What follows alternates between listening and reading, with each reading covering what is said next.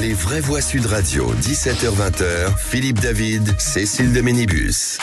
C'est lundi, on est ravis de redémarrer cette semaine avec vous. On est ravis de vous retrouver au 0826 300 300, son numéro de téléphone. Bien entendu, accompagné de notre Philippe David national. Comment allez-vous, Philippe David ? Bonsoir Cécile de Ménibus, ça va très bien, mais est-ce que vous me permettez de vous faire mon coming out ? Ça dépend sur quoi. Ce week-end, j'ai fait une chose pour la première fois de ma vie. Oui. Alors ? Ah bah oui. J'ai voté pour la première fois à la machine à voter. Ça m'était jamais arrivé. Ah bon, d'habitude, je mettais toujours les bulletins dans l'isoloir. Et là, j'ai voté pour la première fois de ma vie à la machine à voter. Vous avez voté comment, vous ? Bulletin, papier ou machine ? À l'ancienne. À l'ancienne, bien sûr. Ce qui veut dire que vous avez changé de bureau de vote. Absolument. Car on ne peut plus installer les machines à voter depuis fort longtemps. On a le droit d'utiliser celles qui avaient été installées au début des années 2000, mais on ne peut plus en installer depuis 2008, je crois. Eh bien, écoutez, vous aussi à l'ancienne ? Alors moi j'ai voté avec les bulletins de vote papier, mais j'ai une commune à côté de Nantes où j'ai voté pendant plusieurs années avec les machines. Écoutez, vous n'êtes pas trompé de papier. La machine ou pas ? Elle a fonctionné. Ah bah elle a marché, ou a priori. C'était pas comme les machines qui faisaient voter pour Al Gore. Vous savez ce que disait Staline, hein, l'important ce n'est pas le vote, c'est comment on compte les votes. Oui, c'est ça. Chers amis, en tout cas, on est ravis de vous accueillir. C'est vrai, c'est vrai ça. On le savait. Compte tenu de vos appétences. En matière de modernité, j'aurais pas pris l'exemple de Philippe David. Mais bon, si on démarre comme ça. Ma chère Cécile, il y a des mystères, il y a du progressisme dans cet homme. Et est-ce que vous avez participé au dépouillement ? Les amis, on démarre quand vous voulez, hein. Faites comme vous voulez, moi je veux bien y aller. Allez, tout de suite le sommaire de cette émission, 17h30, le grand débat du jour avec ce coup de tonnerre politique après la claque des élections européennes pour le camp présidentiel. Emmanuel Macron donc dissout l'Assemblée nationale. La France devra élire de nouveaux députés en juillet après 3 semaines de campagne éclair. Tout est désormais possible pour la suite du quinquennat. Macron à l'issue de ces législatives et notamment l'hypothèse d'une cohabitation. Alors, parlons vrai, est-ce que le vote aux européennes a été un vote d'adhésion ou un vote de protestation ? Aux législatives, vous votez pour un candidat ou pour un parti ? Et à cette question, le résultat des européennes préfigure-t-il le résultat des législatives ? Vous dites oui à 72%. Vous voulez réagir ? C'est Zach qui attend vos appels au 0826 300 300. Notre invité Benjamin Morel, politologue et maître de conférence en droit public. Et à 18h30, le coup de projecteur des vraies voix. La gauche va-t-elle parvenir à s'unir pour ces législatives ? Olivier Faure du PS et Fabien Roussel du PCF embrayent sur la proposition de François Ruffin. Le député apparenté LFI de la Somme appelle à un front populaire, une union des différents partis de gauche. La direction de la France Insoumise a proposé un rendez-vous cet après-midi qui aura lieu et exige une union sur la base du programme de la NUPES 2022, Philippe. Alors parlons vrai, quel parti serait le leader de la coalition ? Le PS qui est arrivé en tête hier soir ou LFI qui était arrivé en tête en 2022 ? Les gauches sont-elles toujours irréconciliables pour citer Manuel Valls ? Et à cette question, la NUPES peut-elle se reconstituer ? Vous dites non à 75%, vous voulez réagir encore et toujours le 0826, j'ai failli dire 0,75%, le 0826 300 300, pardon. Et Olivier Roucan sera avec nous, politologue, constitutionnaliste et enseignant chercheur. On vous souhaite la bienvenue, c'est les vraies voix jusqu'à 19h. Les vraies voix Sud Radio. Bonsoir Philippe Bilger. Bonsoir ma chère Cécile. Vous n'étiez pas là vendredi, je crois. La première heure. Ah bah bien sûr. Bien sûr. Vous vous souvenez de moi, ça fait plaisir. Quelques problèmes de circulation. Ah oui, quelques problèmes, comme vous dire. 3 heures pour faire 3 km, c'était très bien. Et tout de même, il s'est bien débrouillé. Oui, c'est vrai, il faut l'admettre. Non, mais il était très drôle. Vous étiez très drôle. Il y avait comme un manque de féminité. Oui. On est content d'accueillir aussi. Elle nous manque toujours, Cécile, quand elle est pas là. Bah oui, vous me manquez aussi. François de Rugy est avec nous, ancien ministre et ancien président de l'Assemblée nationale. Justement, ancien président de l'Assemblée. Monsieur le Président. Vous me manquez aussi. Oui. Bienvenue, Mickaël Sadoun, chroniqueur et consultant. Comment ça va ? Ça va, c'est très difficile de passer après l'ancien président de l'Assemblée nationale en ce jour-là, mais je vais essayer d'être au niveau quand même. Et avec ce numéro de téléphone, le 0826 300 300, qui est avec nous ce soir ? Dominique est avec nous de l'Hérault, de la Haute-Garonne. Bonsoir Dominique. Bonsoir. Bonsoir. Comment ça va Dominique ? Oui, ça va. Bon, d'accord. De quoi parle-t-on dans un instant, Dominique ? J'ai un peu la gueule de bois aujourd'hui quand même. Alors attendez, vous bougez pas. On écoute le répondeur, on revient à vous dans un instant. 0826 300 300 et direction ce répondeur. Oui, bonjour Sud Radio, Sabine de l'Hérault. Écoutez, j'ai suivi toute la campagne et hier soir aussi à la télé tout ce qui s'est dit. On a découvert le loup hier soir. Ça fait des semaines qu'on nous bassine en disant que Jordan Bardella serait à plus de 30%. Et hier soir, tout le monde est tombé de sa chaise parce qu'il faisait 31,5.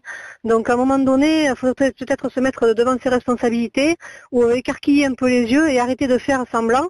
Donc maintenant, on y est. On va retourner voter. Et puis, ma foi, on mettra Jordan Bardella comme Premier ministre. Il est temps maintenant de découvrir un petit peu ce qui va se passer, une fois que le loup sera dans la bergerie, puisque tout le monde l'a fait. Ça devait être normalement une élection européenne qui ne devait pas déborder sur le national. On nous a rabâché ça aussi. Force est de constater que la première chose qu'on dit, c'est la dissolution de l'Assemblée. On se fout de nous. Donc, à un moment donné, on y va. Le loup est dans la bergerie, allons le nourrir et on verra bien. Bonne journée. Au revoir. Ce qu'on appelle l'être cash. Ah oui, mais c'est vrai que tous les sondages rendent hommage à l'IFOP. L'IFOP ne s'est pas trompé, même sur le taux de participation. Oui, c'est vrai, ils ne se sont pas trompés. C'est doux et amer ce que dit notre invité. À la fois, le loup est dans la bergerie, et c'était prévisible, on l'annonçait, mais j'ai l'impression qu'elle le regrette, si j'ai bien saisi. Parfois, j'ai une compréhension lente en début d'émission. Oui, elle le regrette, mais elle dit voilà, maintenant il faut assumer, maintenant qu'il est là, faire avec. François de Rugy. Mais surtout qu'elle a dit allons nous nourrir. Alors je sais pas, en général c'est le loup qui se nourrit de la bergerie plutôt que l'inverse. Mais peut-être elle veut dévorer des agneaux avec le loup. Mais non, mais c'est vrai que c'est impressionnant en effet de voir à quel point le résultat ressemble quasiment à la virgule près à ce qu'étaient les derniers sondages, qui eux-mêmes ont assez peu évolué. En fait, dans le temps, il y a eu une évolution sur plusieurs mois qui a été à la fois la hausse des intentions de vote pour Jordan Bardella, la baisse des intentions de vote pour Valérie Ayé et sa liste, et la hausse des intentions de vote pour Raphaël Glucksmann. Et c'est ce qu'on a retrouvé à la fin dans les urnes hier soir. Donc de fait, le fait de ne pas tirer de conclusion de politique nationale, tout le monde trouvait ça scandaleux il y a quelques jours, et maintenant que c'est fait, tout le monde trouve ça scandaleux également. Mickaël Sadoun. Allez, il nous reste un peu de temps. Non, mais j'ai pas grand-chose à en ajouter. Les sondages doivent pas devenir le cœur de la vie démocratique. Ils sont un simple indicateur. Cette fois, ils ont eu juste. Peut-être que la prochaine fois, ils auront tort. Donc, ne nous focalisons pas sur ça et concentrons-nous sur l'essentiel et sur les grandes tendances qui sont dégagées. Allez. Que le RN fasse 29, 30 ou 33, c'est pas très important. Allez, le retour dans la Haute-Garonne avec Dominique. Dominique, vous le disiez il y a quelques instants, gueule de bois pour vous. Dominique, vous êtes avec nous ? Allô, Dominique ? Dominique, je crois qu'on l'a perdue. Je crois qu'elle s'est arrêtée sur le bord de la route, Dominique, et qu'elle s'est endormie. Elle disait qu'elle avait la gueule de bois, peut-être qu'elle s'est endormie. Elle a fait un petit coup pour faire passer la gueule de bois. Ou alors peut-être prépare-t-elle le qui c'est qui l'a dit. Ouais, mais peut-être qu'elle a vraiment la gueule de bois. Allez, vous restez avec nous. Dominique, vous êtes avec nous ? Allô ? Oui, je suis avec vous. Oui, Dominique. Voilà. Allez, il nous reste très peu de temps, 1 minute pour nous expliquer que vous êtes visiblement mécontente. Tout à fait, parce que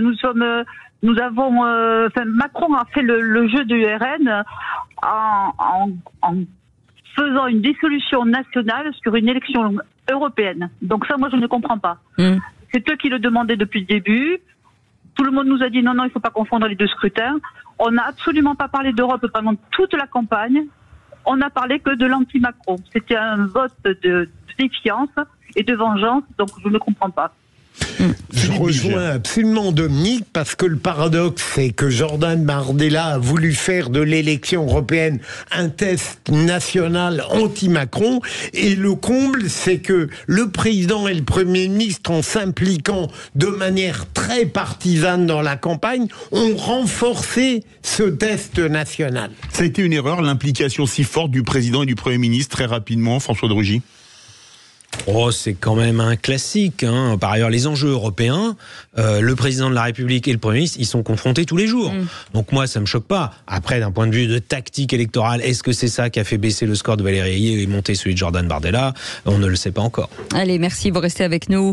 Merci Dominique, vous êtes notre vraie voix du jour. On est ravis de vous accueillir. Dans un instant, ce sont les 3 mots dans l'actu de Félix Mathieu et le réquisitoire du procureur. La présidente de l'Assemblée nationale a-t-elle raison en parlant d'une possible coalition et pacte de gouvernement ? On en parle dans un instant, on vous souhaite la bienvenue. À tout de suite, c'est les Vraies Voix Sud Radio jusqu'à 19h. Les Vraies Voix Sud Radio, 17h-20h, Philippe David, Cécile de Ménibus. C'est un lundi qui démarre bien quand on a Philippe Bilger, quand on a François de Rugy, quand on a Mickaël Sadoun et quand on a Philippe David, bien entendu. Vous avez vu ? Oui, mais vous avez fini par le dire, ça vous faisait tellement mal. Non, j'ai obligation de le dire au moins une fois dans l'année. Alléluia, c'est le 10 juin. Bienvenue à tous avec ce numéro 0826 300 300. Vous réagissez bien entendu quand vous voulez.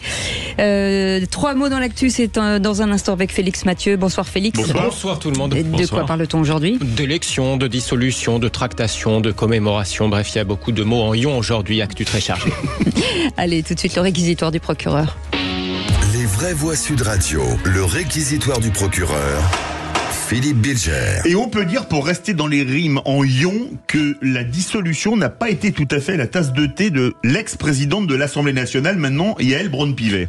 En effet, le paradoxe, c'est qu'on a beaucoup reproché à Emmanuel Macron de ne jamais tirer de conséquences politiques de ses échecs. Là, il l'a fait d'une manière, selon beaucoup, extrêmement risquée, et Yaël Braun-Pivet a critiqué, à mots couverte, ou même elle était élégante, la décision prise par le président en disant que il y avait une possibilité de coalition, qu'on pouvait mettre en œuvre un pacte de gouvernement. Moi, je m'interroge en me demandant, mais comment était-ce possible, puisque il n'y avait pas de possibilité d'accord entre les Républicains et le macronisme, et par ailleurs, je vois mal comment on aurait pu chercher ailleurs des troupes pour permettre au gouvernement d'éviter la solution extrême qu'il a choisie. Il y en aurait eu d'autres, mais bien sûr, De Gaulle ne fait pas école. Hein. Et voilà, ma chère Cécile, mon cher Philippe, j'ai terminé par une espèce d'interrogation en regrettant que cette députée nous ait pas donné son mode d'emploi. On va revenir à 68, une dissolution. Je vais faire de l'humour sur ce qu'a dit Philippe Bilger. Dissolution, piège à con, François de Rugy. Oui, mais en 68, quand Charles de Gaulle a prononcé la dissolution, il était convaincu de pouvoir obtenir une majorité écrasante, en tout cas de sursaut face à ce qu'on appelait la chienlit à l'époque. Oui. Les gaullistes disaient c'est la chienlit. Ils avaient organisé une grande manifestation place de la Concorde qui avait réuni, dit-on, des centaines de milliers de personnes, qui avait été une démonstration de force. Et après cela, dissolution, en effet, ce qu'on pourrait appeler les profondeurs du pays, comme disait de Gaulle, s'est exprimé en faveur du parti gaulliste. D'ailleurs, c'était, je crois, l'UDR, l'Union pour la défense de la République. Peut-être que certains devraient s'en inspirer aujourd'hui. On n'est pas du tout dans la même situation. Hein. J'ai entendu sur plusieurs commentaires ce matin, il y a eu 6 dissolutions. Enfin, c'est la 6e dissolution. Mais quand vous regardez les précédentes, elles n'ont rien à voir avec la situation actuelle. Mickaël Sadoun. Moi, je suis d'accord avec Philippe Bilger. Je vois pas comment une coalition aurait pu se faire. Yaël Braun-Pivet défend sa place, peut-être. J'imagine que c'est pour ça qu'elle en fait le reproche à Emmanuel Macron. Mais je vois pas en quoi une coalition, de toute façon, aurait apporté une réponse politique à ce qui se passe en ce moment dans le pays. Ça n'aurait absolument rien changé. Pour le reste, c'est vrai que la dissolution par Emmanuel Macron, et ça on peut le pointer simplement, est une contradiction avec ce qu'il a dit il y a à peu près, je pense, 2 ou 3 semaines, quand il a dit qu'une dissolution de l'Assemblée serait contraire à l'esprit de la Constitution. Oui. Donc voilà, simplement en pointant cette contradiction, mais je ne suis quand même pas d'accord avec Yaël Braun-Pivet. Allez, merci beaucoup Philippe Bilger. Tout de suite, les 3 mots dans l'actu, c'est Félix Mathieu. Les vraies voix Sud Radio. 3 mots dans l'actu qui sont, Félix: dissolution, tractation et commémoration. Et attention, une élection peut en cacher une autre après les européennes hier. Les législatives dans 3 semaines face au score du RN, loin devant tous les autres et loin devant la liste de la majorité présidentielle.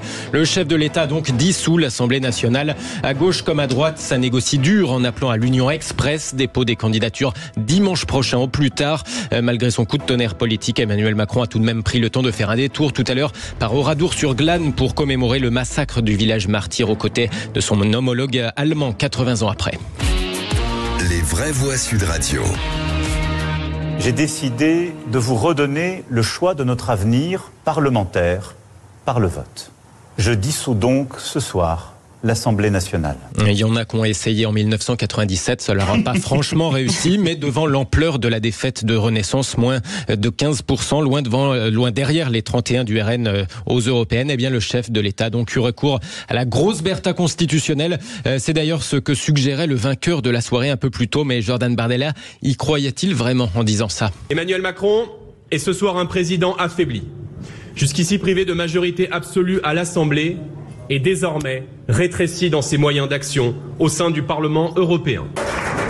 Sous peine de persévérer dans une impasse démocratique, le président de la République doit choisir de s'en remettre à l'esprit des institutions. Nous lui demandons solennellement de prendre acte de cette nouvelle donne politique, d'en revenir au peuple français et d'organiser de nouvelles élections législatives.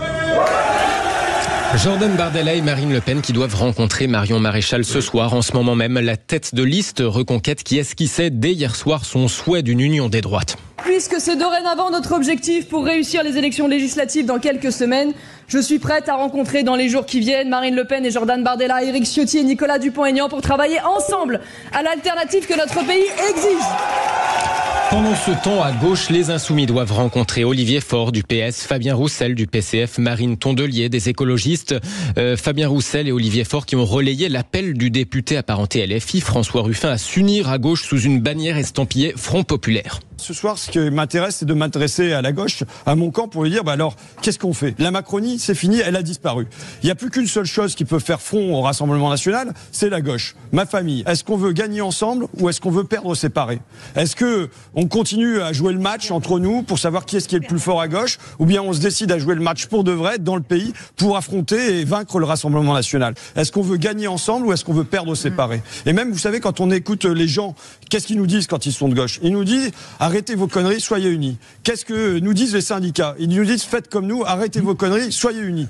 François Ruffin ici sur LCI hier soir, bras de fer à gauche avec peu de temps pour trancher puisque les Insoumis veulent un accord sur la base du programme de la NUPS de 2022, sauf que le PS de son côté entend faire entendre le score d'hier soir, son candidat Raphaël Glucksmann ayant obtenu plus de voix que la liste de Manon Aubry. En tout cas, la date limite, c'est dimanche prochain, le 16 juin, la date limite pour déposer des candidatures. Et cette dissolution d'hier soir n'a pas empêché Emmanuel Macron de participer à des commémorations aujourd'hui. Il a été accueilli par son prédécesseur François Hollande, tiens, à Tulle, puis il s'est rendu à Oradour-sur-Glane, 80 ans après le massacre dans le village martyr du Limousin.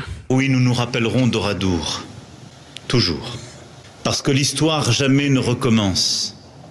Qu'elle soit choisie, qu'elle soit parfois subie. Et c'est dans ce souvenir, dans les cendres d'Oradour, que nous devons faire renaître la force de cette réconciliation, la sève de notre projet européen.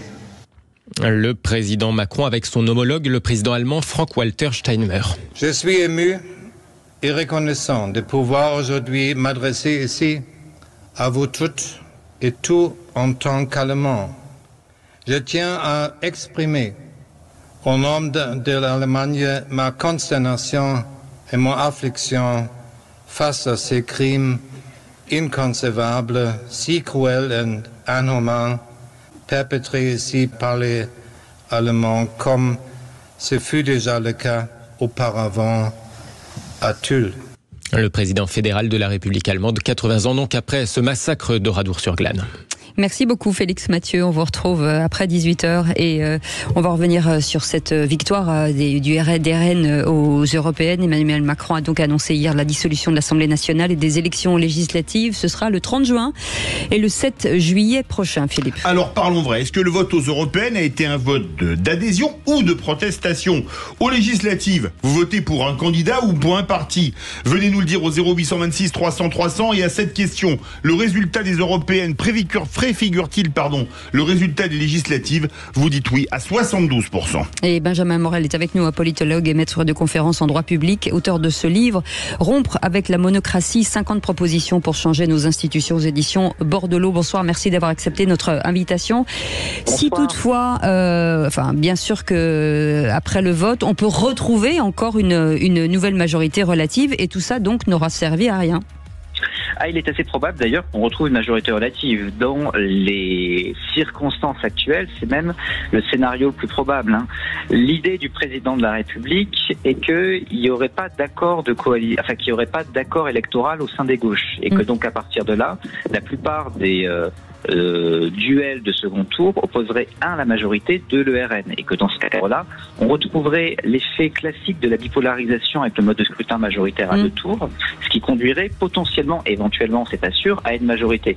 Il n'est pas sûr que la gauche soit suicidaire au point de ne passer aucun accord, Et on voit qu'aujourd'hui, il y a quand même une balkanisation du paysage politique et électoral qui ne plaide pas vraiment pour une majorité absolue. Vous savez, le mode de scrutin majoritaire à 2 tours, il date du Second Empire. Et avant 1962, il n'a jamais donné des majorités absolues. Donc, il est loin d'être automatique qu'on ne retrouve pas le cadre précédent. Eh bien, bougez pas, on revient dans un instant. 0826 300 300. On a un débat avec nos éditorialistes du jour, Philippe Bilger, François de Rugy et Mickaël Sadoun. À tout de suite. Nous sommes très heureux de vous accompagner jusqu'à 19h, tous les jours de 17h à 19h avec nos vraies voix du jour. Notre vraie voix, Philippe Bilger. François de Rugy est avec nous, Mickaël Sadoun avec Philippe David. On vous accueille ici à la maison chez vous. Si vous voulez témoigner, vous êtes les bienvenus. 0826 300 300. Ça va, Philippe David? Ça va toujours très bien. Et vous? Ouais, c'est une journée compliquée aujourd'hui. Hein. Oh, bah c'est une journée. Mais en fait, on a un tel trio. Plus pour d'autres que pour nous. On a un tel trio, puis le retour de notre réalisateur Maxime, quand même, après Maxime quelques jours de vacances, on ne peut être que bien. Et puis être accompagné par Cécile, franchement, franchement, peut être difficilement rêver dans l'univers médiatique. Allez, on vous souhaite la bienvenue, c'est le grand débat du jour. Les vraies voix Sud Radio, le grand débat du jour. Après avoir procédé aux consultations prévues à l'article 12 de notre Constitution, j'ai décidé de vous redonner le choix de notre avenir parlementaire par le vote. Je dissous donc ce soir l'Assemblée nationale. On est peut-être à 3 semaines de la prise de pouvoir de l'extrême droite. On a un président de la République qui manifestement joue aux pompiers pyromanes avec l'avenir de notre pays. Bon, vous savez, nous on n'a pas peur du choix des Français. On est amené depuis longtemps à faire des campagnes électorales, à assumer nos positions. Pour moi, il est hors de question de rentrer dans une forme d'alliance, de coalition avec un pouvoir qui a mis la France dans cet état. Et donc, ce coup de tonnerre politique après cette claque des élections européennes pour le camp présidentiel, Emmanuel Macron a donc dissous l'Assemblée nationale. La France devra élire de nouveaux députés en juillet. Après 3 semaines de campagne éclair, tout est désormais possible pour la suite du quinquennat Macron à l'issue de ces législatives et notamment l'hypothèse, peut-être, d'une cohabitation. Alors, parlons vrai. La participation étant toujours plus forte aux législatives qu'aux européennes, peut-il y avoir des... C'est faux. Pratiquement toujours. Là, elle a été plus forte aux européennes cette fois-ci qu'aux législatives d'il y a 2 ans. Oui, c'est vrai. Exact, c'est vrai. Pensez-vous qu'une coalition émergera le 7 juillet? Qu'il est là. Oui, et pensez, il y a un cas dans l'histoire, c'est vrai. Il mériterait d'être animateur. Bon, je laisse la place.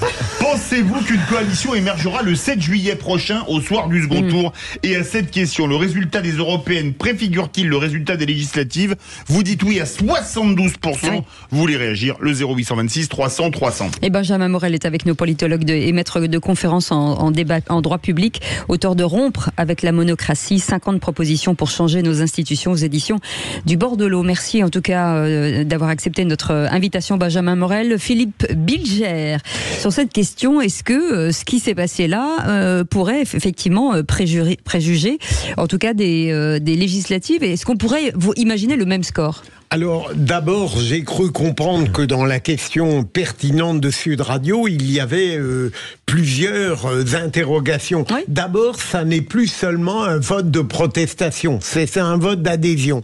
Ensuite, ce qui a été décisif, pardon pour la banalité, c'est l'importance du vote anti-Macron, renforcé par la maladroite implication du pouvoir exécutif. Troisième élément, c'est le fait que, évidemment, le président, en ayant décidé cette solution extrême de la dissolution, non seulement renie ce qu'il avait dit, comme cela a été rappelé tout à l'heure, mais donne l'impression de céder à l'injonction de Jordan Bardella. Alors quant au reste, mais je ne suis pas un spécialiste comme notre ami François de Rugy et Benjamin Morel de tout cela, je pense qu'on ne peut pas comparer les modalités des européennes à celles des législatives et du scrutin majoritaire. Rien n'est totalement gagné pour le RN.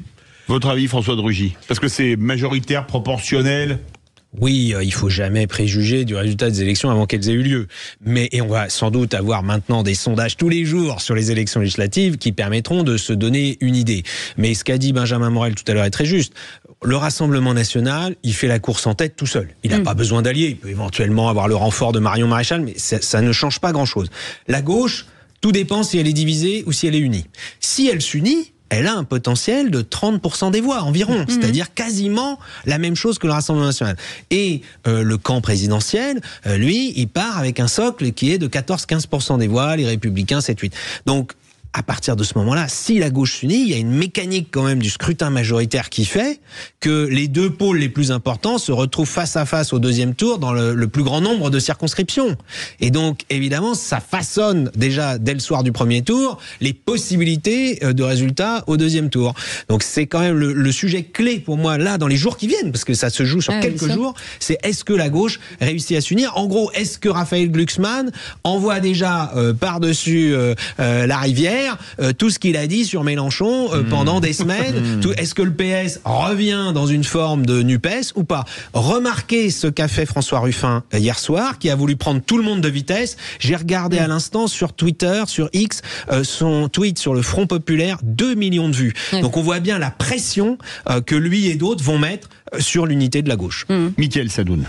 Alors évidemment, ça dépend de ce que vient de dire Monsieur de Rugy, mais comment vous dire, le scrutin est très différent, mais il y a tellement de paramètres qui sont en train de se jouer, et puis l'actualité évolue rapidement que je saurais vraiment pas vous apporter de réponse. Du côté de la droite, moi que je connais un petit peu mieux, est-ce qu'il y aura des alliances qui vont se façonner de manière globale entre Reconquête et le Rassemblement national? Est-ce que même la droite des Républicains sera d'accord pour faire des alliances au second tour avec le Rassemblement national? Moi je pense que ce serait maintenant plutôt son intérêt et la cohérence avec sa ligne, dans la mesure où Éric Ciotti a dit que de toute façon il refusait la main tendue de la Macronie. Je pense que ce serait sa manière de se sauver.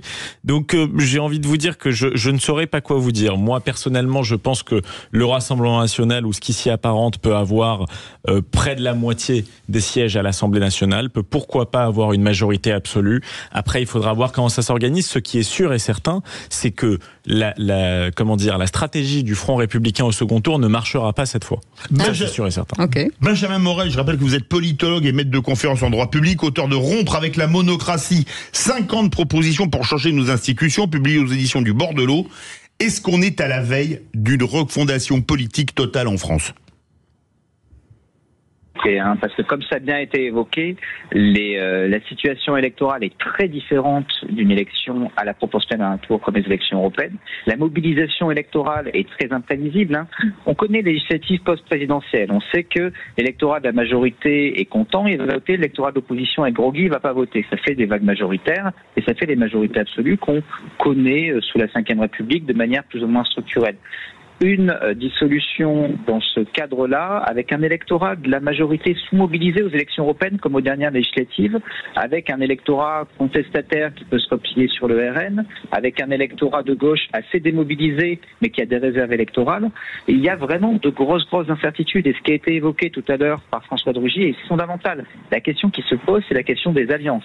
La question des alliances peut totalement changer la stratégie et le positionnement des acteurs politiques dans cette affaire. Or, pour l'instant, on a une dissolution, on a des dates de législatives, on n'a pas le décret de convocation d'élection qui permettrait de fixer à quand le délai maximal pour poser les candidatures et donc pour faire ces alliances. Donc pour l'instant, tout est extrêmement imprévisible.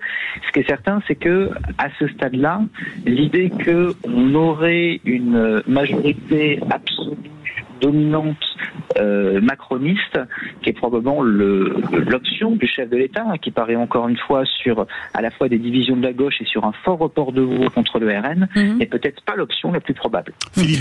Benjamin Morel, deux questions très très rapides. Est-ce que pour des gens qui pourraient hésiter à voter Rassemblement national en 2027, là, pour les législatives, il y aurait quelque chose de moins périlleux pour eux, et ça pourrait les tenter de permettre au Rassemblement national de faire un essai, en quelque sorte. Deuxième question, je rêvais que le résultat des européennes aboutisse à deux conclusions. D'une part, le déclin radical de l'extrême gauche et le repli total du macronisme. Est-ce que là, c'est un rêve ou c'est absurde ?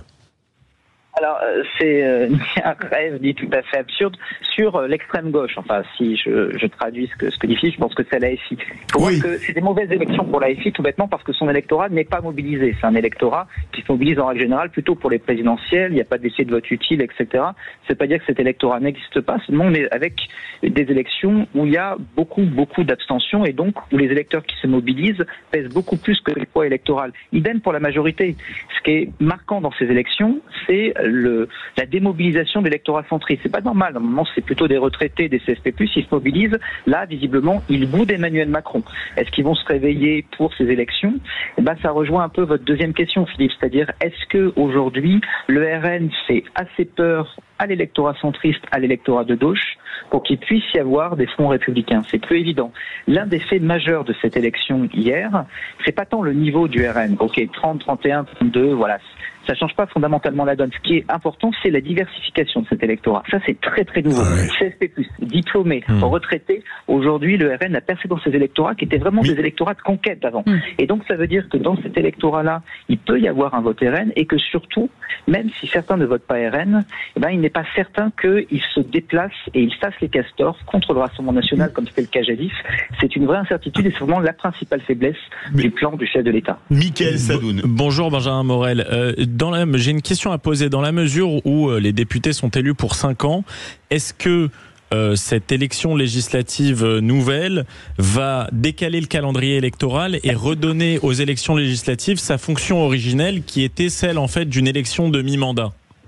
Alors, théoriquement, oui, c'est-à-dire que les élections ayant eu lieu, devant avoir lieu en 2024, les prochaines devraient avoir lieu en 2029. Exactement. Donc on a un décalage. Le télescopage des calendriers électoraux qu'on connaît depuis le début du quinquennat, normalement, est terminé. Sauf que un président élu en 2027, si jamais il va avoir une majorité, pourrait faire ce qu'a fait François Mitterrand en 81, ce qu'a fait François Mitterrand en 88, c'est-à-dire dissoudre et avoir ce qu'on appelle une dissolution de confort, auquel cas, on retrouve les équilibres de naguère. D'accord. On part au 0826 300 300, notre vraie voix du jour, Dominique de Haute-Garonne. Bonsoir Dominique.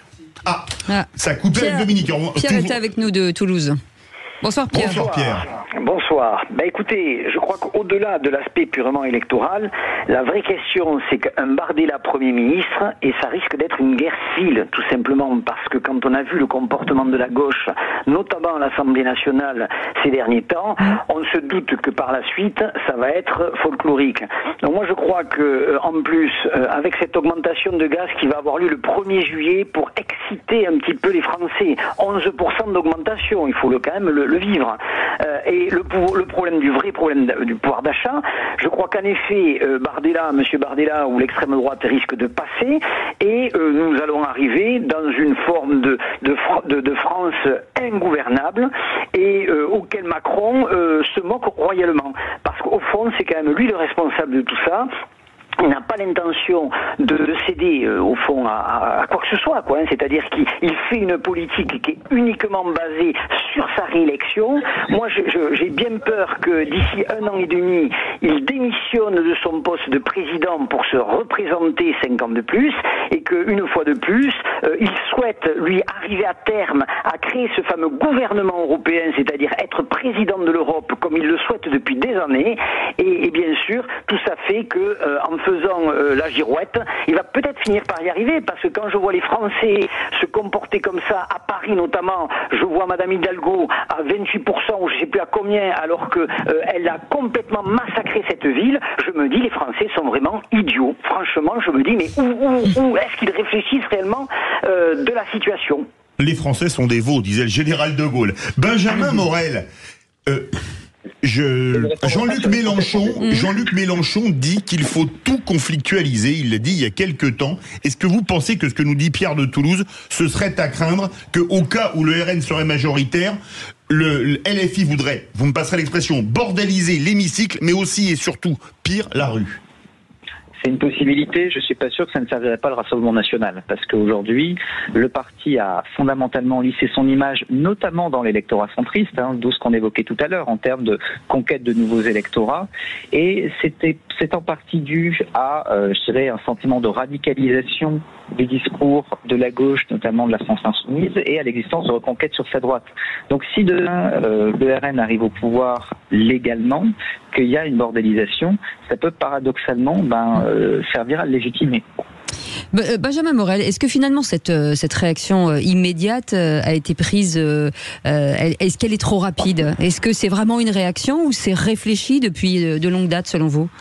Alors c'est visiblement réfléchi un petit peu de longue date, ça ne veut pas dire que c'est une réflexion qui est parfaitement mûrie, hein. C'est-à-dire que tout ce qu'on a évoqué, enfin la possibilité qu'il y ait une majorité absolue et surtout disciplinée dans les mains du président de la République, admettons, les rêves d'Emmanuel Macron se réalisent, il a une majorité absolue demain, les députés LaREM vont lui en vouloir de les avoir envoyés et il ne pourra toujours pas se représenter, donc difficile de les discipliner. Horizon et le Modem qui n'ont pas été avertis lui en voudront également, donc même en cas de majorité absolue, il n'est pas sûr que demain l'Assemblée soit plus stable. Donc c'est un coup de poker avec une paire de deux. C'est un coup de poker dont on peut penser qu'il est quand même assez dangereux pour le chef de l'État, voire pour la stabilité, parce qu'il y a un scénario à évoquer. Il y a le scénario où, admettons, la France Insoumise et le RN et à eux deux la majorité absolue, ils ne gouverneront pas ensemble, mais ça veut dire que toute motion de censure déposée pourrait passer. Et à ce moment-là, on rentre dans une instabilité chronique et ça devient très problématique. Donc, notre constitution de la Ve République, elle a été écrite pour gérer les majorités relatives. Debré ne pensait pas qu'il y aurait des majorités absolues. Michel Debré, le papa de la Constitution. Donc, en tant que tel, ce que nous vivions jusqu'à présent n'était pas délirant. On pouvait avancer encore comme ça. Là, c'est quand même un grand saut dans l'inconnu et un peu jouer les apprentis sorciers. Donc, réfléchis, oui. Réfléchis intelligemment, j'ai des doutes. Le mot de la fin, François de Rugy, ancien président de l'Assemblée nationale. Oui, je crois qu'il faut quand même dire que l'enjeu de ces élections législatives, c'est qui va gouverner la France. Et donc, chaque Français sera... Parce que pour la première fois, et s'il y a quelqu'un qui va gouverner la France. Oui, non, mais les élections législatives vont vraiment jouer le rôle qui est le leur, normalement, qui est que le Parlement va désigner le gouvernement. Le président le nommera, mais il sera contraint par le résultat des élections législatives. Et donc, la question, elle est assez simple. Est-ce que les Français veulent d'un gouvernement dirigé par Jordan Bardella, puisque le RN a déjà dit... Si c'est nous, c'est Jordan Bardella le Premier ministre. Est-ce qu'ils veulent d'un gouvernement de la gauche, alors dirigé par qui? La dernière fois, ils disaient Mélenchon Premier ministre. Est-ce que c'est de nouveau le cas? Est-ce que c'est Ruffin? Est-ce que c'est Glucksmann? Et puis, sinon, un gouvernement dirigé, nommé par Emmanuel Macron, dirigé par Gabriel Attal. Voilà, c'est ça le choix que les Français auront à faire le 30 juin, puis le 7 juillet. Merci beaucoup, en tout cas, Benjamin Morel, politologue et maître de conférences en droit public, auteur de ce livre Rompre avec les monocraties, 50 propositions pour changer nos institutions, aux éditions du Bord de l'eau. Vous restez avec nous dans un instant. On va se détendre un petit peu avec les phrases à l'issue de cette dissolution de l'Assemblée nationale. C'est qui en a eu. Allez, c'est qui il a dit dans un instant. Tout de suite. Les vraies voix Sud Radio, 17h-20h, Philippe David, Cécile de Ménibus. Bienvenue dans les vraies voix avec nos vraies voix du jour. François de Rugy est avec nous, Mickaël Sadoun, Philippe Bilger bien entendu et Philippe David qui devrait, j'espère, arrêter de tricher. Sinon on va dissoudre. On peut dissoudre ce jeu, je vous le dis tout de suite. Hein. Ça va être Vous savez que c'est un jeu exceptionnel, on a battu le record vendredi. Je viens de recevoir un texto de René Chiche. Merci de rappeler mon score historique de vendredi. Sa Majesté René Chiche, parce qu'il a fait 19 points et tout le monde a été à 0. Alors là... excusez-moi, depuis quand René Chiche envoie des communiqués de presse? On l'embrasse parce qu'il nous écoute. Il va pas nous jouer le d'Artigol au grand pied. Allez, soyez les bienvenus tout de suite. C'est qui l'a dit? Voilà, c'est tout, c'est simple à dire pourtant. Allez, c'est tout de suite. Les vraies voix Sud Radio, le quiz de l'actu. Et Pierre est avec nous. Pierre, notre vraie voix du jour. Pierre, est-ce que vous avez regardé un petit peu l'actu? Parce que c'est quand même, depuis hier, il s'est passé des trucs, hein. Alors, je me suis couché très très tard, vous imaginez, vu les résultats et vu ce qui se passe. Oui. Donc, j'ai peur d'avoir manqué quelques petites déclarations, mais nous allons écouter quand même, on verra. Oui, mais vous savez, eux aussi auront certainement manqué quelques petites déclarations. Espérons que ce ne soit pas les mêmes. Allez, on y va. C'est vous qui répondez en premier. Si vous n'avez pas la bonne réponse, au bout de 5 secondes, bam, ça passe à nos vraies voix. Allez, question qui c'est qui l'a dit de 3 points sur la dissolution. Il y avait un autre chemin, celui d'une coalition. Le président a estimé en conscience que ce chemin n'existait pas. Je prends acte de cette décision. On l'a dit. Voilà. On l'a dit en plus. Ouais, mais je vois pas. Yael. On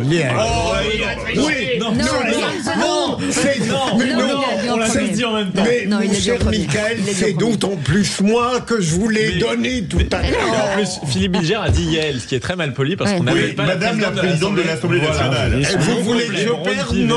Yael. Non, mais moi, je pense que c'est Philippe Bilger.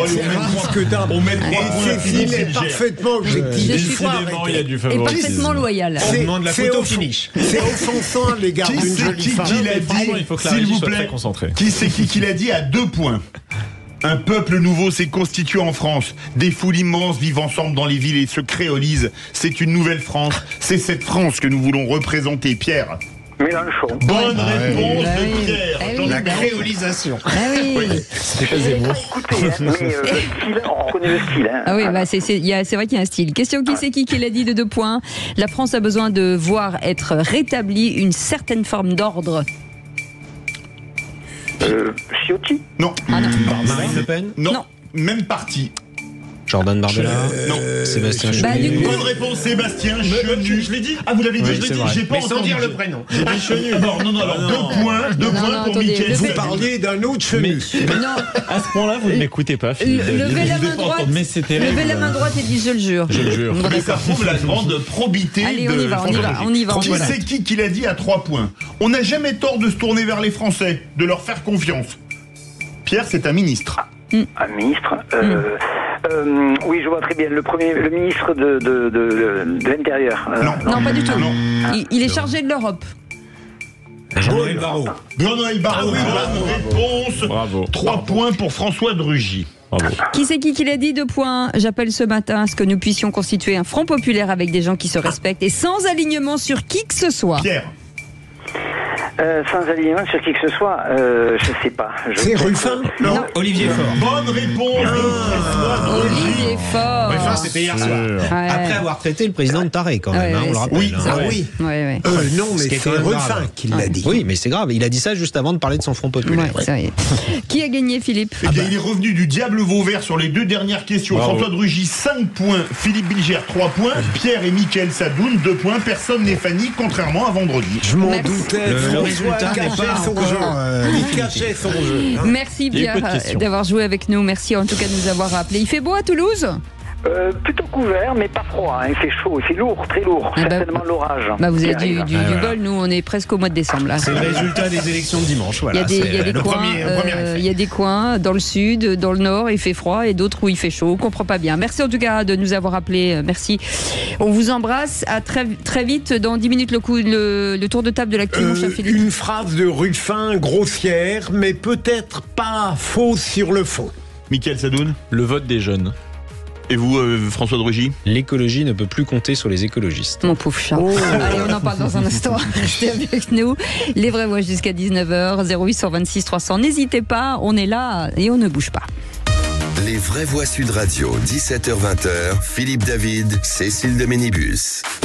Record forcément d'accompagnement, d'audience sur Sud Radio, sur le digital. Vous êtes près de 5 millions à nous écouter sur le digital, Philippe David. Ah oui, près de 5 millions le mois dernier. On attend de voir les chiffres de mai. C'était en avril, ça par Bah ouais, pour vous dire. Donc ça grimpe. Merci de votre fidélité et votre attachement à Sud Radio. On est attaché à vous aussi. On espère de vous apporter le meilleur de l'information. Les vraies voix jusqu'à 19h. Philippe Bilger est avec nous, François de Rugy et Mickaël Sadoun. Dans un instant, vous avez la parole avec Félix Mathieu. Félix, vous nous emmenez après cet échec aux européennes. Oui, l'échec des écologistes, des européennes difficiles. Alors on va se demander dans quel état d'esprit ils abordent ces élections législatives qui s'annoncent, les écologistes. Et comme d'habitude, je vais remettre le clocher au milieu du village. Tous les amateurs de BD qui ont lu Astérix se souviennent du village gaulois en Bretagne, qui est le seul à ne pas avoir été pris par les Romains. Il est entouré par 4 camps remplis de légionnaires, aquarium, baba au rhum, laudanum et petit bonhomme. Et en regardant la carte électorale d'hier, l'îlot qui n'a pas mis le RN en tête au premier tour est composé non pas de 4 camps romains, mais de 4 départements: Paris, Hauts-de-Seine, Seine-Saint-Denis et Val-de-Marne, ceux que les franciliens appellent la petite couronne. Une carte qui montre la fracture entre les grandes villes et le reste de la France périphérique, comme l'a écrit Christophe Guilluy il y a pile 10 ans, un livre dont le sous-titre était « Comment on a sacrifié les classes populaires ». Des classes populaires qui se sont vengées comme jamais dans les urnes, puisque l'ensemble des droites souverainistes, populistes, extrêmes, comme vous voudrez, émargent aux alentours de 40% des voix. Ceux qu'Emmanuel Macron qualifiait de ceux qui ne sont rien il y a quelques quelques années ont dit leur mécontentement dans les urnes. Pour faire une métaphore cinématographique, les caves se sont rebiffées. Cette France oubliée, souvent martyrisée par la désindustrialisation et la crise agricole, et de plus en plus souvent par la délinquance, souvenez-vous de Montargis, mise à feu et à sang lors des émeutes de l'été dernier, a donc dit ce qu'elle avait sur le cœur. Cette France ne brûle pas de voitures ou de gymnase, ne deal pas, travaille pour des salaires bas quand elle a la chance de ne pas être au chômage et paye des impôts. Et l'exécutif s'en est rendu compte hier, elle vote. Alors plutôt que de les mépriser, les beaufiser et les qualifier de Gaulois réfractaires, il aurait mieux valu les écouter, chose probablement difficile à comprendre pour le chef de l'État, qui n'aime que les gagnants de la mondialisation et a toujours préféré les anywhere aux somewhere, ceux qui sont de nulle part à ceux qui sont de quelque part. Et comme les résultats du chef de l'État sont calamiteux dans pratiquement tous les domaines, cette fracture se résume parfaitement dans une citation du CAF se rebiffe, texte de Michel Audiard prononcé par Bernard Blier. Dans un ménage, quand l'homme ne ramène pas un certain volume d'oseille, l'autorité devient ni plus ni moins de la tyrannie et l'autoritaire un simple emmerdeur prétentieux. Philippe Bilger. Vous avez totalement raison. C'est évidemment l'un des ressorts fondamentaux du succès, du triomphe même du Rassemblement national hier. Et je suis frappé de voir à quel point c'est juste, y compris dans le domaine médiatique. J'ai lu 2 éditoriaux solennels du Monde vendredi et aujourd'hui, mais c'est comme s'il n'avait rien appris et c'est comme s'il n'était responsable de rien par le mépris qu'il diffuse. Mickaël Sadoun. Moi, je vais pour une fois être un petit peu légèrement en désaccord avec vous, Philippe David. C'est très rare, mais ça arrive. Je pense qu'aujourd'hui... Commencement de la sagesse. Exactement. La dissension se fait plus vraiment entre la base et les élites, puisque les élites elles-mêmes votent de plus en plus massivement pour le Rassemblement national, et qu'aujourd'hui, le Rassemblement national est majoritaire dans 100% des catégories socio-professionnelles. Donc je pense qu'ils se rejoignent de plus en plus. Je vais même aller plus loin. Je pense que en réalité, il y a 75% des Français qui sont d'accord avec l'essentiel du programme du Rassemblement national, pour la bonne raison que c'est aussi le programme de Reconquête, c'est aussi le programme de LR, ça se tient à une feuille de papier à cigarette, à part des points détails type la retraite, qui de toute façon ne sont pas importants pour Marine Le Pen, parce que les sujets économiques ne sont pas le cœur de son programme. Et je pense même que l'aile droite de la Macronie, en réalité, est d'accord avec ça. Quand j'entends un Gérald Darmanin qui a été séguiniste, qui a eu d'anciens proches de Sarkozy auprès de lui, en réalité... il est d'accord sur presque tout avec Jordan Bardella. Donc je pense maintenant qu'il n'y a plus qu'une question de vaguement sociologique, mais que les élites et le peuple se rejoignent. Un mot, les caves se sont rebiffés ? Moi, je crois que Emmanuel Macron a cette image, mais que c'est injuste. En réalité, quand il était dans le grand débat, ou quand il est en déplacement, etc., les gens discutent avec lui de façon très directe. Donc moi, je crois que c'est pas ça le ressort profond. Ça, c'est une image un peu facile. Le ressort profond, c'est un vote sanction, et le Rassemblement national est apparu comme le réceptacle du vote sanction, et aussi, en effet, un vote d'adhésion sur beaucoup d'idées développées par le RN. Merci beaucoup Philippe. Et après des européennes difficiles, quel état d'esprit chez les écologistes pour ces législatives, Félix Mathieu? Oui, c'est l'une des leçons d'hier soir, ce score décevant de la liste écologiste aux européennes. 5,5% des voix, la liste de Marie Toussaint sauve de justesse sa présence au Parlement européen, mais de justesse à un demi-point près. Seulement 5 élus, 5 eurodéputés, quand jusqu'ici les européennes leur étaient plutôt favorables. Alors forcément, une dissolution de l'Assemblée nationale maintenant, après un tel score aux européennes hier, eh bien on se demande comment le vivent les députés écologistes sortants. Bonsoir Sophie Taillé-Polian. Bonsoir. Merci d'être avec nous dans Les Vraies Voix sur Sud Radio, vice-présidente du groupe écologiste à l'Assemblée nationale. Est-ce que vous espérez ce soir une union de la gauche pour faire la différence entre justement ces européennes puis ces législatives qui vont arriver très vite ? Bien sûr qu'il faut une union large de la gauche et des écologistes, parce que nous sommes rassemblés, les seuls à pouvoir relever le gant et offrir une alternative à l'effondrement du macronisme. Donc bien sûr qu'il faut une alliance de la gauche, des écologistes dans leur ensemble pour offrir une perspective aux Françaises et aux Français. Philippe Bilger. Madame la présidente, est-ce que au fond, oui, mais bon, oui. En général, on met toujours un peu au-dessus. Et elle le mérite. Mais sérieusement, est-ce que vous n'avez pas l'impression qu'on a réussi à faire passer le message que votre écologie était à forte tonalité punitive et que c'est cela qui explique votre échec? Écoutez, je pense que celles et ceux qui effectivement expliquent ça à longueur de journée, en réalité, sont dans une démagogie assez folle. Parce que vous savez qui est-ce qui se paye les conséquences de la pollution ? Quand on vit au bord du périphérique, quand on vit à la campagne et qu'on se retrouve nez à nez avec les épandages de pesticides, qui est-ce qui en pâtit ? Ce ne sont pas les personnes qui, je crois, sont les amis de Monsieur Macron. Donc je crois que l'écologie, c'est la seule solution aujourd'hui pour faire face et pour protéger notre santé. Donc c'est ce que je crois le plus juste. Nous n'avons pas le choix. Et aussi, vous savez, l'écologie, c'est aussi isoler nos logements pour payer moins de gaz. Moi, ce que j'observe, c'est que les factures vont encore augmenter, et que pour tant de Français, c'est compliqué de boucler les fins de mois. Et quand on voit l'augmentation, on se dit que le gouvernement aurait dû mettre le paquet pour isoler tous les logements dans notre pays. François de Rugy. Oui, moi j'ai envie de poser une question simple. Marie Toussaint, elle a reconnu son échec hier soir. C'est assez courageux parce que c'est pas si fréquent dans la vie politique française. Mais est-ce que vous, qui êtes député, par exemple, du groupe écologiste à l'Assemblée nationale, vous comptez tirer des leçons de cet échec ? Ah oui, incontestablement, il y a des leçons à tirer. D'abord au niveau européen, parce que cet échec des écologistes, il n'est pas que français. C'est un tassement du nombre de députés écologistes dans toute l'Europe. Comment faire face au poids des lobbies? Comment faire face aux multinationales qui déploient une énergie extraordinaire et un argent hallucinant pour empêcher les réglementations qui protègent la santé des Européens, des Européennes? Oui, mais est-ce que vous pensez que c'est les lobbies qui sont responsables de votre résultat électoral? Et deuxième échec, évidemment, c'est l'échec d'une stratégie d'Europe Écologie Les Verts qui a voulu aller seule à cette élection. C'était une erreur, manifestement. Et je crois que c'est l'écologie dans son ensemble qui en a payé les pots cassés. Avec une union forte et cohérente, nous aurions pu porter haut les enjeux de l'écologie dans le débat qui a eu lieu ces dernières semaines. Donc oui, bien entendu, cette stratégie se révèle un échec. Merci beaucoup en tout cas Sophie Taillé-Polian, vice-présidente du groupe écologiste à l'Assemblée nationale. Merci d'avoir été avec nous. Dans un instant, la suite des vraies voix avec le tour de table de l'actu. De quoi parle-t-on? François de Rugy avec vous dans un instant. Eh bien justement, on va rebondir sur le fait que selon moi, l'écologie ne peut plus compter sur les écologistes. Avec le vote des jeunes. Et avec Philippe Bilger. Un taré à la tête de l'État, point d'interrogation. Eh ben on en parle dans un instant, 0826 300 300. Merci Félix Mathieu. N'hésitez pas à commenter aussi sur tous nos comptes Twitter, TikTok et Facebook et Instagram. Allez, à tout de suite.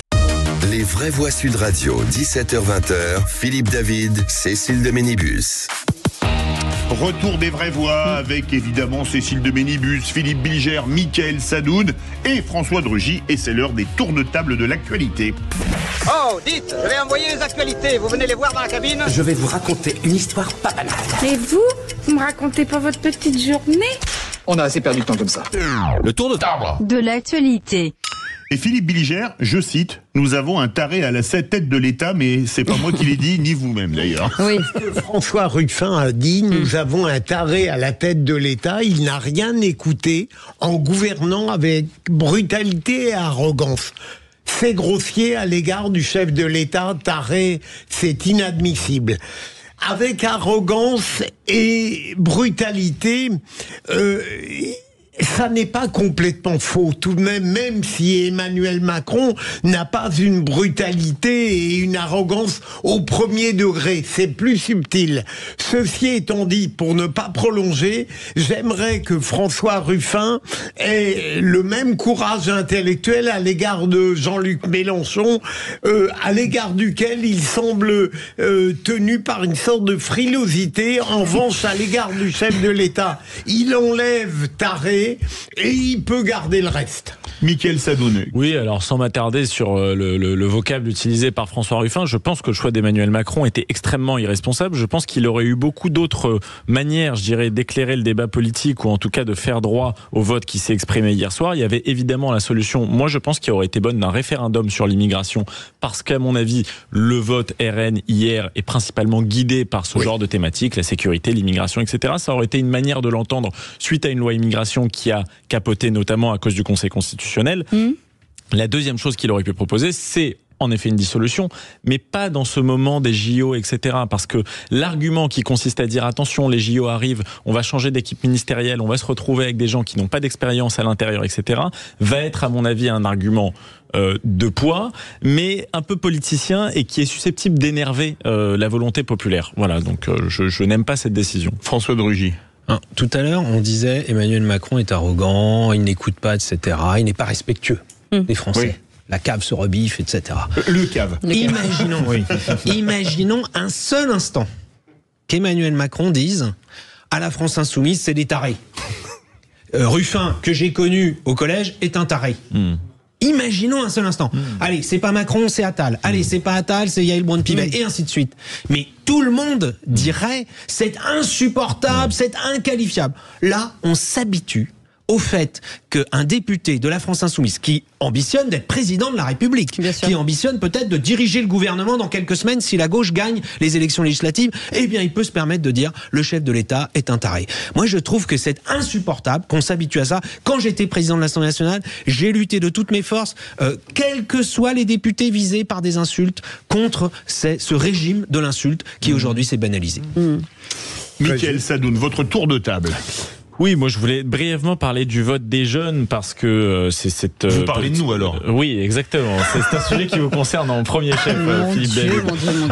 Puisque les jeunes hier ont majoritairement voté pour le Rassemblement national 32% et la France insoumise 20%. C'est le segment de la population sur lequel la France insoumise fait les plus gros scores et c'est pour ça que Jean-Luc Mélenchon s'adresse prioritairement à cet électorat en vue des élections législatives. Un fait encore plus notable, c'est que les partis du centre, et notamment LR et La République En Marche, font des scores vraiment ridicules à environ 5% pour chacun de ces partis. Qu'est-ce qu'il explique ? Alors certainement d'ailleurs une radicalité éternelle de la jeunesse. Je vous rappelle que Saint-Just avait une vingtaine d'années au moment de la Révolution française. Mais je pense que derrière ça, il y a aussi... une des manifestations, je dirais, de la crise démocratique qui fait que les jeunes n'ont plus espoir dans la politique telle qu'elle se pratique depuis 40 ans et qui sont en recherche d'une réelle rupture, parfois même par les moyens les plus violents. Je pense qu'aussi les thèmes qui sont abordés dans le débat politique ne correspondent pas à la jeunesse, probablement parce qu'on a une pyramide des âges qui n'oriente pas le débat politique sur ça, mais la jeunesse a envie, je dirais, de dépasser ce quotidien individualiste qu'on leur impose, etc., pour aller vers des causes qui les dépassent un peu. La jeunesse de gauche veut parler de la planète, la jeunesse de droite veut parler de la France et de la civilisation. Je pense qu'au-delà des résultats qui seront exprimés aux prochaines élections législatives, il doit y avoir un réel changement dans la manière de faire de la politique et dans les thèmes abordés. Voilà. Est-ce que vous n'avez pas l'impression que c'est tout de même le résultat d'un manque de culture? Je veux dire par là que cette jeunesse que vous évoquez, elle est très friande du simplisme d'une politique qui en élimine radicalement la complexité, et c'est ce défaut de culture qui la montre trop proche de ces visions un peu trop roboratives. Oui, alors bon... Le manque de culture joue très certainement. J'ai parlé la dernière fois sur un autre plateau de l'engagement via les réseaux sociaux qui, à mon avis, pourrissait l'engagement politique d'une partie de la jeunesse. Mais bon, au-delà de ça, la radicalité de la jeunesse n'a pas attendu les réseaux sociaux et le manque de culture pour se laisser exprimer. Maintenant, il faut voir que Emmanuel Macron avait un petit vote jeune en 2017 quand même. Il suscitait quelques espoirs chez la jeunesse. Mais c'est totalement terminé aujourd'hui. Exactement. Maintenant, ils sont Premier ministre. Mais je pense qu'il n'a pas satisfait cette demande. Je pense que cette promesse de renouveau qu'il formulait en 2017 s'est terminée en eau de boudin et que la jeunesse veut réellement autre chose. Jordan Bardella incarne ça. Jean-Luc Mélenchon, à sa manière, incarne ça aussi. Un autre jeune, François de Rugy. Oui, d'ailleurs, comme quoi ça ne tient pas à l'âge des leaders, puisque Jordan Bardella est très jeune, mais Jean-Luc Mélenchon est aujourd'hui un des plus vieux, si on peut dire, dans la classe politique. Moi, je crois qu'en fait, les jeunes ont toujours été portés vers une forme de radicalité, y compris vers le RN et quand ça s'appelait le FN d'ailleurs aussi. Mais simplement, comme c'est pas politiquement correct de dire que les jeunes peuvent vouloir voter pour les idées du Rassemblement national ou avant du Front national, les médias n'en parlaient pas et survalorisent médiatiquement d'ailleurs des jeunes engagés dans des causes, SOS Racisme autrefois, l'écologie aujourd'hui et ainsi de suite. Et donc on oublie que il y a une partie de la jeunesse de France qui vote depuis longtemps pour le Rassemblement national. Et ça se retrouve encore aujourd'hui qu'en fait il y a des jeunesses en France et c'est pas parce qu'on est jeune qu'on est porté à voter plutôt pour la gauche ou pour la droite ou pour un autre. Allez les amis, on va lancer un jeu, tiens. Allez, on fait un petit jeu.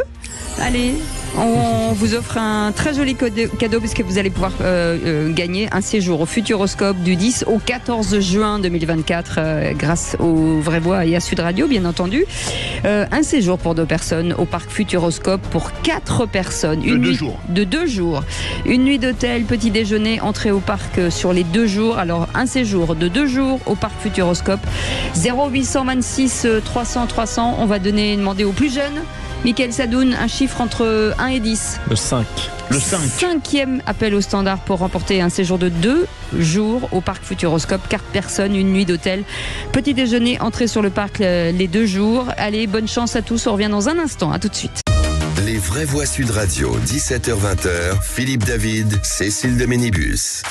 Les Vraies Voix tous les jours jusqu'à 19h. Aujourd'hui, c'est Philippe Bilger qui est avec nous, François de Rugy et Michael Sadoun avec Philippe David. On est ravis de vous accueillir jusqu'à 19h. Le tour de table de l'actu de nos Vraies Voix et l'actu forcément de, je veux dire de François de Rugy. On parle d'écologie avec vous.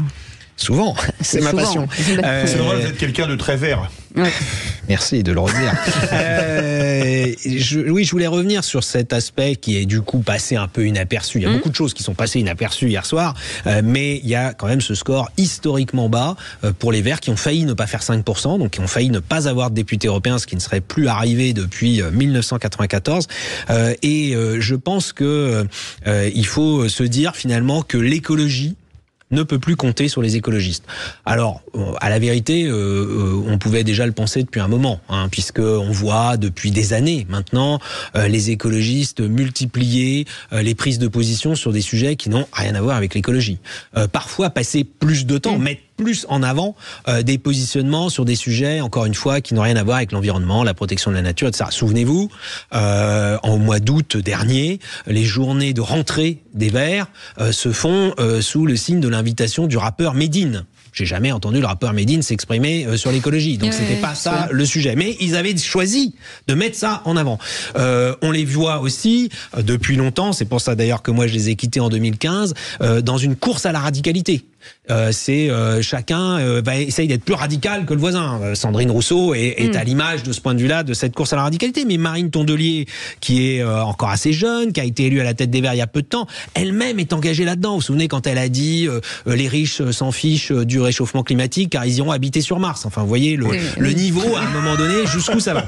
Il y a un problème de crédibilité. Cet exemple en est un, mais il y en a d'autres. Il y a aussi le fait de refuser finalement d'être un parti de gouvernement. Et je pense que c'est tout ça qui a été sanctionné hier dimanche par les électeurs en France, pas qu'en France d'ailleurs, aussi dans d'autres pays. L'incapacité sans doute à en tirer des leçons. On a entendu une députée écologiste il y a quelques minutes, quand on lui dit quelle est la raison de ce score si faible, elle dit c'est les lobbies, comme si c'était les lobbies qui manipulaient les électeurs dans les urnes. Enfin c'est absurde comme raisonnement. Le message brouillé aussi avec la NUPES peut-être. Et alors voilà, de toute façon quand on est dans la radicalité, on trouve plus radical que soi ou plus efficace dans la radicalité, c'est Mélenchon, c'est LFI, mais le fait de s'être noyé dans la NUPES, et ils vont immédiatement replonger d'ailleurs dans cette tambouille politicienne qui n'a ni queue ni tête sur le fond. Donc en fait, moi j'en viens à une conclusion simple, c'est que je crois qu'en fait aujourd'hui, si on veut faire de l'écologie, il faut le faire en dehors du parti politique qui se revendique être le parti écologiste. Il faut faire en quelque sorte une écologie directe, c'est-à-dire une action directe, sans mauvais jeu de mots, dans les entreprises, dans les territoires, dans les communes, les différentes communes de France, et que c'est ça qui fera avancer. penser l'écologie. Est-ce que l'écologie n'est pas prise dans un étau? Elle est punitive, elle est insupportable, elle est modérée, on ne la juge plus de l'écologie.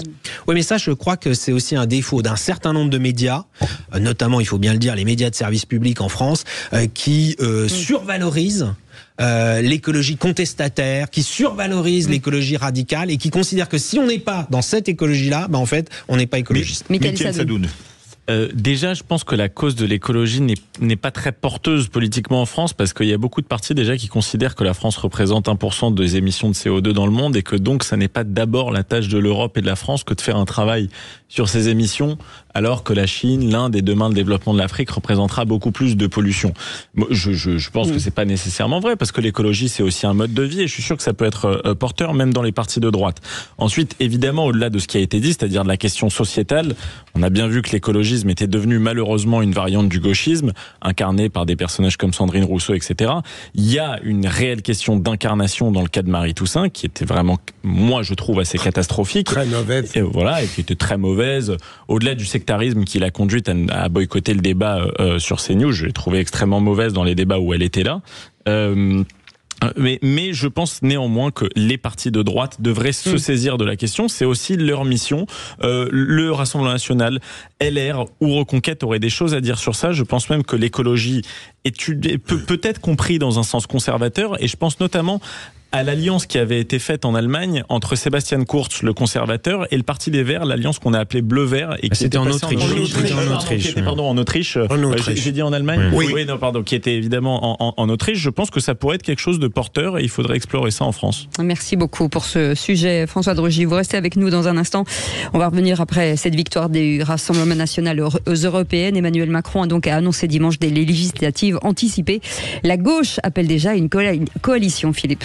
Alors oui, et parlons vrai, quel serait le parti leader dans cette coalition? Le PS ou LFI? Est-ce que les gauches sont toujours irréconciliables? Et à cette question, la NUPES peut-elle se reconstituer?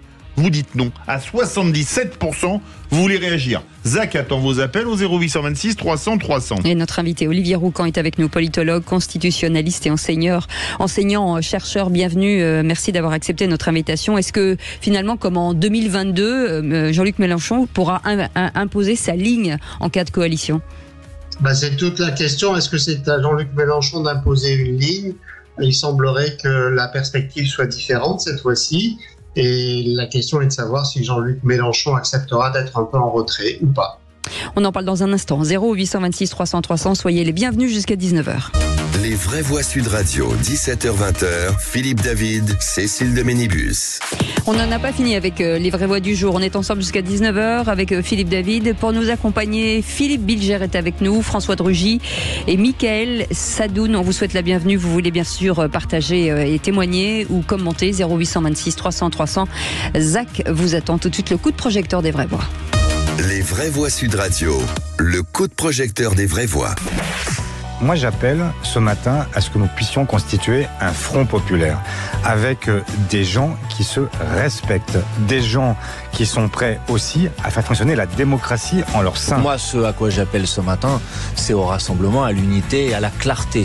Ce rassemblement, il doit se faire sur un programme qui est un programme clair, parce que c'est à ces conditions-là que nous serons en mesure de proposer une véritable alternative. La crise de 29, elle a débouché sur le nazisme en Allemagne, mais elle a débouché sur le Front populaire en France. Il n'y a pas de fatalité, nous pouvons l'emporter.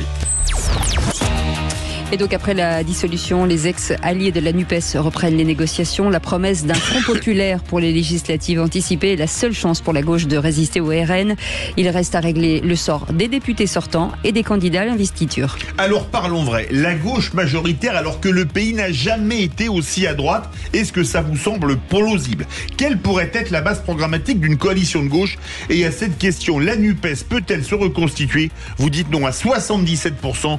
Vous voulez réagir? Zach attend vos appels au 0826 300 300. Et pour nous accompagner, notre invité Olivier Roucan, politologue, constitutionnaliste et chercheur enseignant associé au CERSA. C'est le Centre d'études et de recherche en sciences administratives et politiques de Paris 2. Merci d'avoir accepté notre invitation. Cette NUPES, Philippe, feu cette NUPES, est-ce qu'elle peut aujourd'hui revivre selon vous? Alors je tombe dans une sorte de mélancolie qui n'est pas mon genre. J'espérais qu'à la suite de ce désastre d'Emmanuel Macron hier et de la victoire du Rassemblement national, on ne parlerait plus du macronisme. On peut dire que d'une certaine manière, celui-ci est totalement battu en brèche. Mais j'espérais aussi que l'extrême gauche serait devenue profondément et démocratiquement pestiférée. Je constate, et j'en ai très peur, et c'est probablement une question à laquelle répondra Olivier Roucan tout à l'heure, que de nouveau l'emprise intellectuelle politique de Jean-Luc Mélenchon et LFI pose leur hégémonie à nouveau sur la gauche, alors que tout, depuis la majorité relative, aurait dû démontrer qu'LFI n'est pas une partie prenante et convenable dans le débat démocratique. Mickaël Sadoun. Moi, je suis pas très surpris par ce choix, parce qu'on peut pas dire que le PS ait été extrêmement clair non plus vis-à-vis de la France insoumise, puisqu'il y avait même une dissension interne entre les gens qui étaient plutôt sous l'égide de Monsieur Faure et qui étaient plutôt pour une persistance du ralliement à Mélenchon, et une aile portée par Monsieur Glucksmann qui est pour reconstruire un peu, je dirais, une social-démocratie à l'ancienne, et qui était un peu plus en rupture avec Jean-Luc Mélenchon. Et d'autres, un groupe, Carole Delga, François Calfon, etc. Bon, tout ça, je sais pas si c'est des personnalités politiques qui ont assez de courage pour être dans une réelle rupture et pour l'assumer électoralement. Ces gens-là veulent quand même garder leur siège, ils veulent garder leur poste, et une dissension avec Jean-Luc Mélenchon, qui jusqu'à nouvel ordre est quand même le leader maximo de la gauche, ça aurait été peut-être un peu trop de courage pour ces gens-là. Et puis on voyait déjà que sur les plateaux hier, ils commençaient à se disputer entre eux pour savoir lequel allait prendre le plus de sièges. Certains relativisant le succès de LFI en disant qu'ils pourraient refaire un accord, mais en renégociant le nombre de sièges, parce que 9,9% de Manon Aubry, c'était quand même moins que 13,8% de Raphaël Glucksmann. Donc dès hier soir, en fait, tout le monde était en ordre de bataille pour cette union. Elle se fera, à mon avis, sous les conditions de LFI, parce que Jean-Luc Mélenchon reste une personnalité incontournable. On verra comment ça se passe. François de Rugy. Oui, on entendait François Ruffin dire ah mais c'est comme le Front populaire en 1936, etc. Bon, je l'invite quand même à un peu de modestie. C'est pas sa qualité première, mais invitons-le à cela, parce que le Front populaire de 1936, d'abord pas du tout les mêmes circonstances, mais surtout Léon Blum conduisait cette coalition de gauche, dominée à l'époque par le Parti socialiste, qui avait mené vraiment, on va dire, la bataille idéologique avec le Parti communiste 15 ans plus tôt. Il y avait eu le Congrès qui avait amené à la création de deux partis, et c'est la partie, on va dire, modérée, social-démocrate, parti de gouvernement, qui l'avait emporté, et les communistes ont accepté de se rallier, sur injonction de Moscou sans doute, de se rallier à Léon Blum, et il était clair que c'était Léon Blum qui gouvernerait, qui serait le Premier ministre. À l'époque, on disait le président du Conseil, ce qu'il a été d'ailleurs en 36. Donc est-ce que là, cette alliance de gauche va nous dire qui gouvernerait demain si elle gagnait? Qui serait le candidat au poste de Premier ministre? En 2022, c'était très clair. Il y a 2 ans, Jean-Luc Mélenchon avait dit Jean-Luc Mélenchon Premier ministre. Sur toutes les affiches, il y avait Jean-Luc Mélenchon Premier ministre. Est-ce que ce sera lui? Est-ce que ce sera Ruffin? En tout cas, on est très loin de Léon Blum. Olivier Roucan, on est très loin de Léon Blum, mais qui peut prendre le leadership de cette éventuelle coalition? Je pense que à l'heure actuelle, il est trop tôt pour répondre à cette question. Bon, François Ruffin semble bien placé, mais il n'est pas le seul. Et je pense que les forces de cette gauche ou de ces gauches sont en recomposition. Emmanuel Macron, il a joué la crise sur la crise avec cette dissolution. Ce qui fait que des tas de forces sont en pleine recomposition.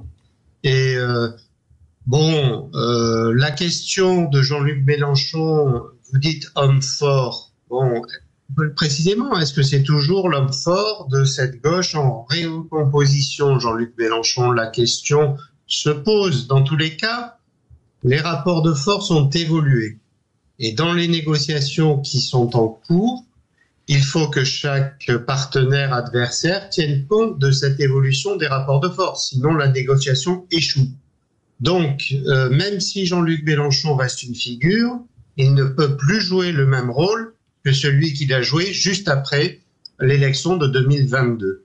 Et c'est à partir de là qu'un accord peut être trouvé. Deuxième remarque, si cette évolution s'opère, ce qui va compter, parce que la campagne va être très courte, au-delà des investitures, et à ce sujet, il faut tenir compte de la notoriété des sortants, mais aussi du jeu local, et ça c'est très difficile, c'est très complexe, parce que les députés sont 577 circonscriptions. Au-delà de ça, il y a un espace, une visibilité que peut retrouver la gauche donc qui serait de gouvernement, puisqu'il s'agit de faire un contrat de majorité, une visibilité des propositions de gauche. Et ça n'existe plus depuis 2017.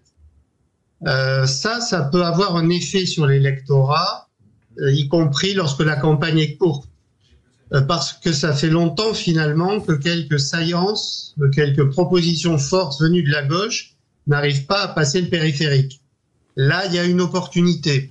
Est-ce que ces responsables politiques se saisiront de cette opportunité pour retrouver une crédibilité de gouvernement?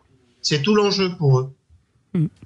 Peut-être, Philippe Bilger, Olivier Roucan, peut-être à nouveau de ma part avec un peu de naïveté, je suis tout de même très étonné que les mois récents ont démontré la totale indignation de la gauche à l'égard des positions scandaleuses de LFI sur le Hamas, sur Israël, et que à peine le résultat des européennes acquis, eh bien, on pense déjà à recréer une coalition avec ce parti ONI. Est-ce que ça veut dire qu'en politique, les principes sont forcément battus en brèche par les intérêts?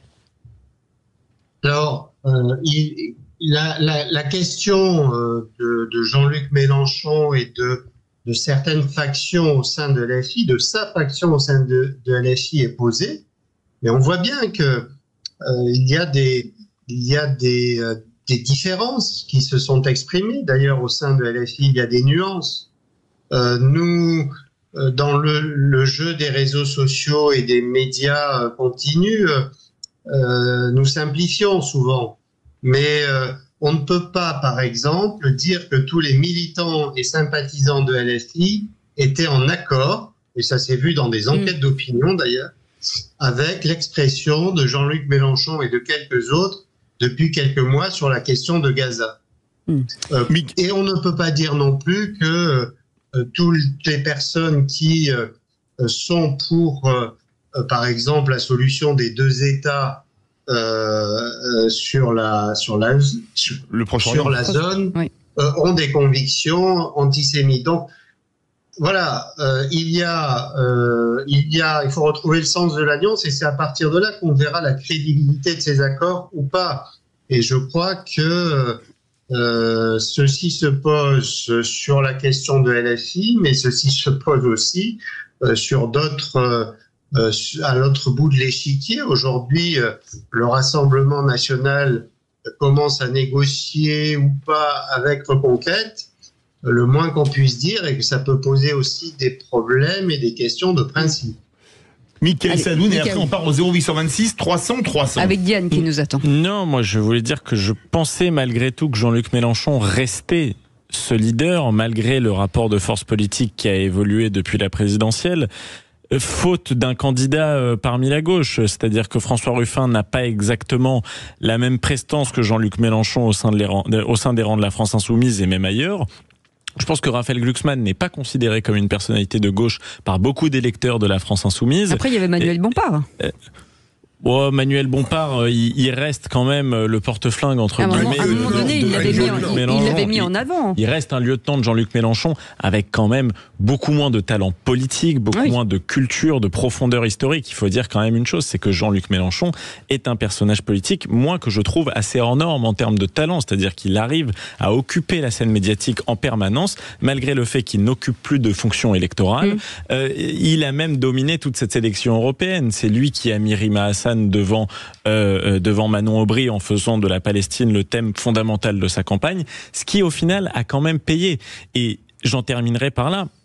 c'est que le concept de diabolisation ne s'applique pas à Jean-Luc Mélenchon et à la gauche. Je ne sais pas si c'est quelque chose de structurel dans le cœur des Français, mais malgré les sorties scandaleuses de LFI, malgré leur position extrémiste, évidemment, M. Roucan a raison, on peut être pour une solution à 2 États et être tout à fait modéré. D'ailleurs, personnellement, je suis favorable, mais malgré ces positions totalement extrémistes sur le conflit, ils n'ont pas réussi à susciter une diabolisation particulière de la part des médias, de la part des Français, et leur score a encore augmenté. Je ne sais pas quoi faire à ça. Direction Perpignan. Bonsoir Diane. Bonsoir Diane. Bonsoir tout le monde. Eh bien, vous vouliez réagir sur la NUPES de retour ou pas? Non, moi, comme l'a dit le monsieur, moi je trouve que oui, peut-être pour les médias, mais pour les gens, moi je vois, moi je parle à mon nom propre, pour moi, non, je ne voterai jamais plus LFI. Et les PS, s'ils venaient à se mettre avec LFI, mais alors je ne voterai même plus jamais pour eux, c'est fini. Mais même, et les Verts, alors là, mais c'est simplement pour avoir des bancs. C'est tout. C'est simplement leur carrière. C'est inadmissible. Vous vous rendez compte quand même qu'il a manifesté avec des terroristes. C'est quand même dingue que même les médias... Alors, je dirais pas des terroristes avec des islamistes où il y avait des cris Allah ou Akbar. Je corrige. Voilà, entre guillemets, voilà. Donc le problème, il est que on dit que c'est le RN qui est éclairien, mais là actuellement, c'est le LFI qui est éclairien. Il a monté... Non, pas éclairien. Non, pas éclairien. Attendez, qu'est-ce que vous faites avec le RN? Tout le monde dit que c'est des éclairiens. En gros, on l'a entendu à la télé, tout ça. Oui, ils ont tort aussi. Non, mais dans un sens ou dans l'autre, c'est la même chose. Les deux ont tort. C'est aussi outrancier dans un sens que dans l'autre. Il faut tout à fait. Donc si on se le permet pour le RN, on peut se le permettre pour le LFI. Pourquoi pas eux? Qui c'est qui a monté qui c'est qui monte le tout contre Israël? Qui c'est qui a monté tout cet antisémite en France actuellement? C'est bien le LFI. Non mais Diane, ce qu'on dit, c'est parce qu'ils le font qu'il faut qu'on le fasse aussi. C'est ça. Oui, c'est juste ce qu'on dit en fait. On ne fait que. Le terme d'hitlérien est un peu fort. Oui, mais sur le fond de l'analyse, je peux être d'accord avec vous. Mais Olivier Roucan, on a souvent parlé du fameux cordon sanitaire pendant des années au niveau du RN. Est-ce que là, l'opposition, enfin la majorité ou ex-majorité pourrait dire il faut un cordon sanitaire sur LFI? La majorité actuelle, vous voulez dire? Oui, la majorité actuelle dirait là vous êtes disqualifié si vous êtes associé avec LFI pour les législatives. Semble-t-il ce qui a été plus ou moins dit hier, puisqu'on a parlé de rassemblement des modérés, d'un arc républicain. Oui, mais l'arc républicain, il est à géométrie variable pour Emmanuel Macron. Une fois le RN est dedans, une fois il n'y est pas. Et une fois il rencontre Jean-Luc Mélenchon dans les rues de Marseille, il dit vous êtes un adversaire. Et le RN est un ennemi. Alors vous savez, c'est comme le vent, ça tourne. C'est ça, donc c'est ce que j'allais dire. Donc l'arc républicain, c'est un peu à géométrie variable. Je crois que ce qui compte finalement, c'est l'évolution des rapports de force. Et si nouvelle organisation il doit y avoir d'une gauche de gouvernement, ça sera les limites qui seront posées par les parties prenantes de cet accord. Et c'est là que nous aurons la réponse à votre question. Et dans un nouvel accord éventuel, ils ne pourront pas passer à côté de cette question. Mais les limites, elles seront là. Alors on ne peut pas répondre à leur place. Et la question de Jean-Luc Mélenchon et de son noyau rapproché, c'est de savoir, parce que vous avez parlé tout à l'heure de la qualité politique et de stratège de cette figure, elle est certaine, mais c'est de savoir jusqu'où il veut aller dans la stratégie qui est la sienne depuis 2022, qui est un peu la stratégie du chaos.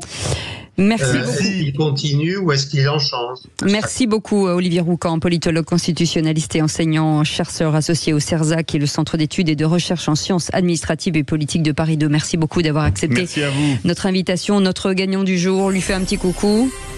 Bonsoir Véronique. Véronique était avec nous, bonsoir. De Montauban. Oui, bonsoir à toute l'équipe de Sud Radio. Eh ben, on est ravis de vous accueillir, Véronique, puisque vous avez gagné un séjour de 2 personnes au Parc Futuroscope pour 4 personnes de 2 jours. Une nuit d'hôtel, petit déjeuner, entrée au parc sur les 2 jours. On est ravis de vous offrir ce magnifique cadeau offert par Sud Radio et le Futuroscope. Vous allez partir avec qui ? Avec nous? Avec mon mari et mes 2 fils. D'accord, elle a même pas répondu. Ravis, parce qu'on en parlait à midi justement de ce parc, donc c'est fabuleux. Et ben voilà. Vous enverrez une carte postale ainsi qu'à Michael Sadoun qui a dit le 5e appel, hein, c'est un peu grâce à lui. Exactement. J'espère que vous allez bien profiter. Vous savez que c'est le 2e parc le plus fréquenté de France. Ouais, c'est génial. C'est vrai qu'on y est allé il y a 15 ans, on avait beaucoup aimé. Donc je remercie vraiment toute l'équipe et félicite l'équipe de Sud Radio et le choix de ses invités également. Merci beaucoup. On vous embrasse très fort. Merci d'avoir joué avec nous. Et on est ravis de vous offrir ce joli cadeau. Merci beaucoup François Drogy. Merci beaucoup Michael Sadoun. Merci beaucoup Philippe Bilger. Dans un instant, spécial G500 citoyens. 1 an après, 40 résolutions et un 3e sommet qui se prépare. On va parler bien entendu de démocratie. On vous en parle dans un instant. À tout de suite. On sera ensemble jusqu'à 20h.